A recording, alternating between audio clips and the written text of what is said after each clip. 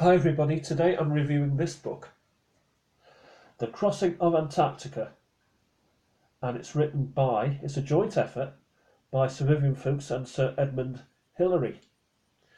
Um, and what can I tell you about it? Well, it's a nice first edition. It was given to me by a friend, which I'm very grateful for, and I've just finished reading it. It's a cracking read. If you like adventure, if you like Antarctica, if you like exploration, if you like going to the lonely places on the planet, if you like reading about people's exploits, cracking little book. Sir Vivian Fuchs, one of the great polar explorers, and Sir Edmund Hillary was the first on top of Everest.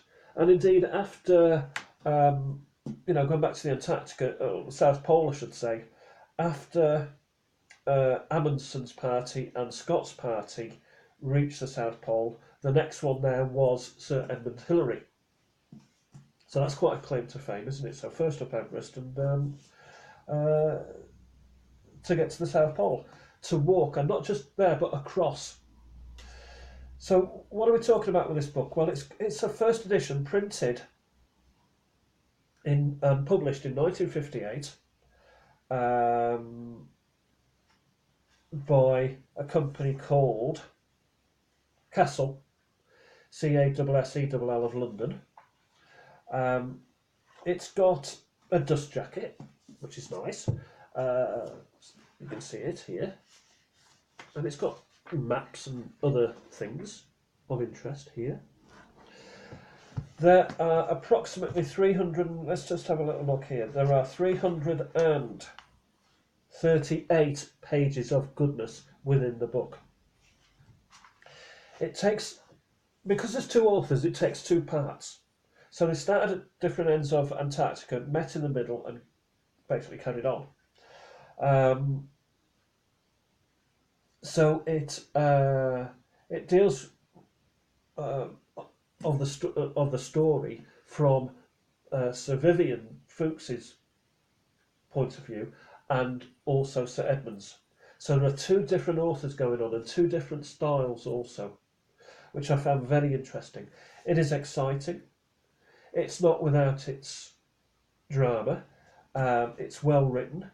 It is, if anything, well, it's not like, I did a review of Huntford's book on Shackleton, on Scott. I'll do one on Shackleton after, which really dissected personalities and stuff like that. This is kinder to people. It's very positive towards all those involved with the attempt and and the success of the mission. It's got photographs,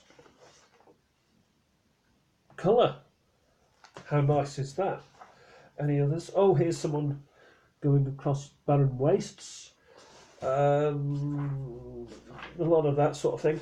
They used machines. So polar sno-cats and things like that, which was interesting because Scott himself was hoping that motor vehicles would propel him to the South Pole, but back in 1910, the technology wasn't there. But subsequently, technology did allow these machines to really. Well, that's interesting. I just found that. It's my bookmark. Machines did help the process by 1958, 57, 58. Okie dokie. This came with it. It's the CIS retirement plan. Probably as old as the book itself. So that was quite interesting to find that. We've got photos of animals and, polar puppies. It's a cracking little read. It's got some nice photographs in there.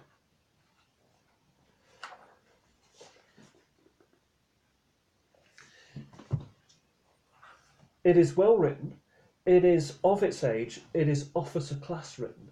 And by that I mean it's not you and me writing. it's someone writing an official account, really.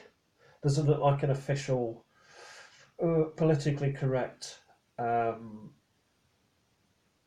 positive slant spin on the whole story. You know, when you lock people away for a long time, you know, away from the family, away from their own environment, and when they are, you know, in places of extreme, what would you call it? Well, without sun, you know, without food, without your familiars around you, when people are under stress, it can cause stuff. And this, you know, does touch upon it, but not so much as what we've read about Scott, Shackleton, Amundsen, Everest. Um, you know, there's a story to tell, and you know, this does cover the story, though I do find it a little bit. Oh, what would you call it? Sort of. They've taken all the rough bits out, whereas the other, maybe in 100 years, you know, we'll get the true story of what went on here. But it was a cracking adventure. It's a good adventure story. There's a lot of aircraft involved as well. So times they were a changing, and this does reflect that. It's got value.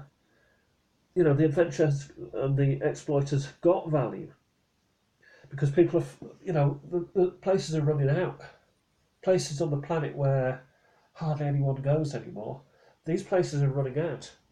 There are still many, but you know, Antarctica has held, you know, a big position in people's exploration. What would you call it? In their desire to explore different corners of the globe.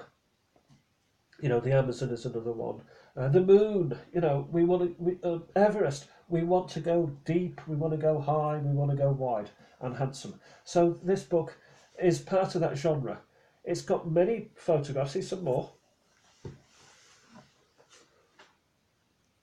So you see and maps, so you can see exactly where they are at any certain time. It's a it's a good read. It's not Scott of the Antarctic. It is not Shackleton. It is not that sort of book. But if you like Antarctic stuff, which I do, it's needful. You need it. So I do recommend it. It needs to go on your bookshelf. It's not the daddy or the mummy of all books, but it's a jolly good read. It is fascinating, it's interesting. You want it, you may need to buy it, you get it, and you enjoy it and love it. So I'll talk to you soon. That's my review. The Crossing of the Antarctica. So Vivian Fuchs, Bunny Fuchs, and Sir Edmund Hillary. Bye for now.